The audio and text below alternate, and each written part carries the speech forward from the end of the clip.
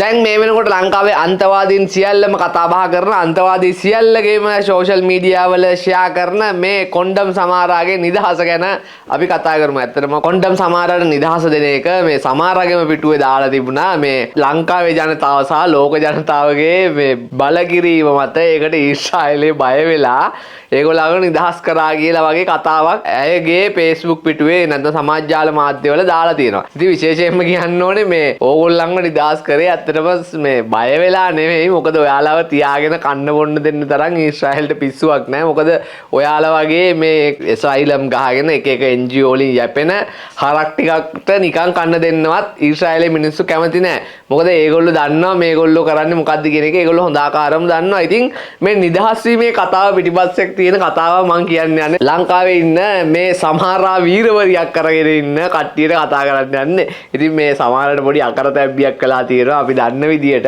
දන ගහලා ඊශ්‍රායල් කොඩියට වැඳලා තියෙනවා. ඊශ්‍රායලෙන් සමාවරන් තියෙනවා.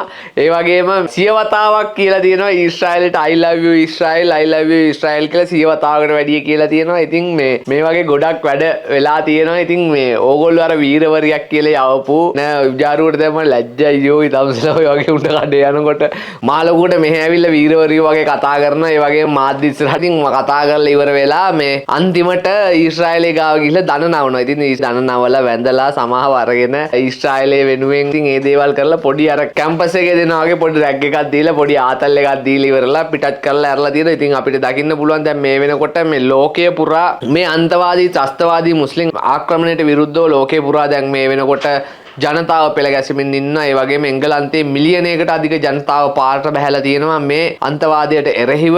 ඒ වගේම ප්‍රංශයේදී අපි දකිනවා මේ අන්තවාදීන්ට පොලිසිය විසින් එළවා ප්‍රහාර එල්ල කරනවා, පහර දෙනවා. ඔවුන්ගේ අන්තවාදී ත්‍රස්තවාදීන්ට මේ වෙනකොට නයිජීරියාව වගේ රටවල් වල මේ වෙනකොට ක්‍රිස්තියානි ජනතාව ඉලක්ක කරගෙන මේ බොකෝ හරාම් වගේ ත්‍රස්තවාදීන් විසින් මේ මුස්ලිම් අන්තවාදී ත්‍රස්තවාදී කණ්ඩායම් විසින් ඔවුන් ඉලක්කගත කරගෙන පහර දෙනවා. මේකට විරුද්ධව ලෝකයේ පුරා ක්‍රිස්තියානි ජනතාව මේ වෙනකොට නැගී හිටීමක් තියෙනවා. ජාතිකවාදී ක්‍රිස්තියානි ජනතාව එතකොට මේ පිළිබඳව කතා කරනවා. එතකොට ඔය සානුකම්පිතව කතා කරන මේ ගාසවල ඉන්න මනුෂ්‍යත්වය ගැන කතා කරන මිනිස්සුන්ට මේ ඇෆ්ගනිස්තානය සහ පාකිස්තානය අතර යුද්ධයේදී පාකිස්තානය විසින් ඇෆ්ගනිස්තානයේ තිබෙන රෝහල් ඉලක්ක කරගෙන ඉලක්කපත් අරගෙන රෝහල් වලට පහර දීලා තියෙනවා. ඒකේ රෝහල් වල ඉන්න රෝගීන් 120 දෙනෙකුට අධික පිරිසක් ඝාතනයට ලක් කරලා තියෙනවා. ඉතින් මේ වගේ දේවල් වලට ඇයි මේ ඉන්න කාවේ ප්‍රී පලස්තීන් කණ්ඩායම් මේ ගැන කතා කරන්නේ නැත්තේ? මොකද කියන එක ගැන අපිට ප්‍රශ්නයක් මතුවෙනවා. ඒ වගේම බංග්ලාදේශයේ ඉන්න මුස්ලිම් අන්තවාදී ත්‍රස්තවාදී කණ්ඩායම් විසින්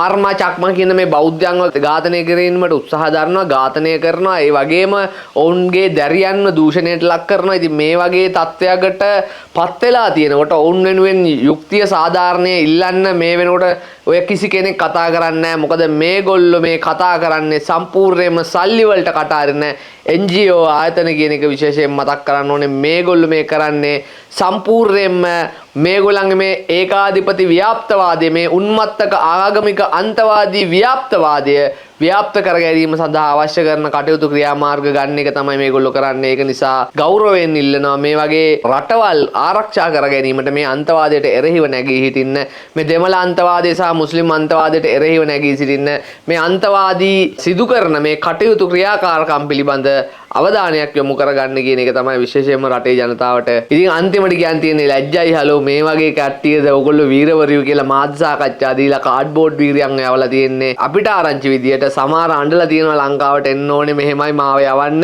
මාව නිදහස් කරන්න, මමත් ආවේ මේකට මෙහෙමයි බ්ලා බ්ලා බ්ලා ගගා අඬලා තියෙනවා. ඒ වගේම අපි දකිනවා විදේශ ඇමතිවරයා අරන් ආපු ඊශ්‍රායල් දජයට ඔවුන් පසඟ පිහිටවලා, ඒ කියන්නේ දන නමලා නමස්කාර කරනවා කියන එක ඔයගොල්ලන්ට බලා ගන්න පුළුවන්. ඡායාරූප පවා යනවා. ඒ වගේම මේ කට්ටිය කැම්පස් එකේදී ගන්න ආතල් එක වගේ නැවතත් කියන්න ඕනේ පොඩ්ඩක් රැග් කරලා ලංකාවට එව්වේ. අනිත් කට්ටිය තාම ඉන්නවා. ওই රැග් එක කාපු කට්ටිය තමයි යාවේ. ඉතින් විශේෂයෙන්ම කියනවා මේ ඊශ්‍රායල් කොඩියට වැඳලා ඊශ්‍රායල් ජාතික ගීය ගායනා කරලා ඊශ්‍රායල්ට I love you කියලා සියවතාවකට වැඩිය ප්‍රකාශ කරලා ඔවුන්ගේ නිදහස ලබා ගත්තා. ඉතින් ඔන්න ඔහොම කට්ටියක් තමයි ගාසා තීරයට සබන් කැට 10කුයි කිරිපිටි පැකට් 100කුයි පාන් පිටි කිලෝ 150කුයි අරන් ගිහලා තියෙන්නේ ටොපි පැකට් එකකුයි අරන් ගිහලා තියෙන්නේ. ඉතින් මීට වැඩිය කෑම ඊශ්‍රායලෙන් ගාසා තීරයට ලබා දෙනවා. ඒ වගේම මේ වගේම ගාසා තීරයට වෙනත් මුස්ලිම් රටවල් වලින් ඇතිත පදමට කන්න මස් මාළු ලබා දෙනවා. ඉතින් මේ දේවල් සිදු කරනකොට මේ ලංකාවේ ඉන්න මේ වගේ නූගත් මෝඩයෝ ටිකක් මේ කරන්නේ කැම්පේන් එකක් කියලා තේරුම් ගන්න බැරි තරම් නූගත්තු ටිකක් ඉන්න රටක් ගැන අපිට කවර කතාද අනාගතේ රටේ ඉරනම කොහොම වේද කියන එක ගැන අපිට සාකච්ඡා කර යුතු කාරණාවක්. ඒ වගේම විශේෂයෙන් මේගොල්ලෝ වැඩිපුරම අරන් ගිහිල්ලා තියෙන්නේ වීඩියෝ කිරීම සඳහා ගන්න තාක්ෂණික උපකරණ. ඉතින් මේගොල්ලෝ ගාසා වලට යනවා නම් ගාසා වල මිනිසුන්ට කෑම අරන් යනවා නම් කැමරා ගන්නද දුන්නේ කියන එක අපිට ප්‍රශ්නයක් මතුවෙනවා. ඒක නිසා ප්‍රොපගැන්ඩා වලට අහු වෙන්න එපා. මේගොල්ලෝ මේ කරන්නේ බිස්නස් එකක්. මේගොල්ලෝ මේ බොරුවක් පෙන්නගෙන ලෝකේ පුරා ත්‍රස්තවාදී ව්‍යාප්ත කිරීම සහ එයට අරමුදල් රැස් කිරීම තමයි මේ කරන්නේ. මොකද ගාසා වලට ගොඩබිම් මාර්ගයෙන් යන්න දෙනවා. ආහාර සහ අනෙකුත් මානුෂීය ආධාර ඒ සියල්ලම යනවා. නමුත් ආයුධ එන්නේ නැහැ ගාසා වලට. ඒ ගාසා වලට ආයුධ ගෙනීම සඳහා අවශ්‍ය මාර්ගය සූදානම් කර ගැනීම සඳහා තමයි මේ සමහරලා මේ නාවික ගමනාගමනය කරන්න හදන්නේ. අනිත් එක ඇය වැරදක් කරලා තියෙනවා. ඒ තමයි බලහත්කාරයෙන් තවත් රටක භූමියට ඇතුල් වීම. මොකද වෙනත් රටක මුහුදු සීමාවට ඇතුල් වීම සම්පූර්ණයෙන්ම වරදක්. ලංකාවේ වුණත් ලංකාවට රොහින්ගියා සරණාගතයෝ ආවහම ඒක ඔවුන් අත්අඩංගුවට ගන්නවා. ඒ වගේ තමයි මේකත්. ඉතින් අපිත් කැමති නැහැ රොහින්ගියා සරණාගත වෙනවට. ඊළඟ පාර අපේ ආණ්ඩුවක් තියෙන කාලේ රොහින්ගියා සරණාගතයෝ එනකොට ඔවුන්ට උරුමස් එක්ක බත් කන්න දෙනවා කියන එක විශේෂයෙන් මතක් කරන්න ඕනේ. ඒක නිසා රොහින්ගියා සරණාගතයන්ට කියන්න ඕනේ ඉදිරියේදී ලංකාවට එන්න එපා කියන එක විශේෂයෙන්ම මතක් කරන්න ඕනේ. ස්තුතියි.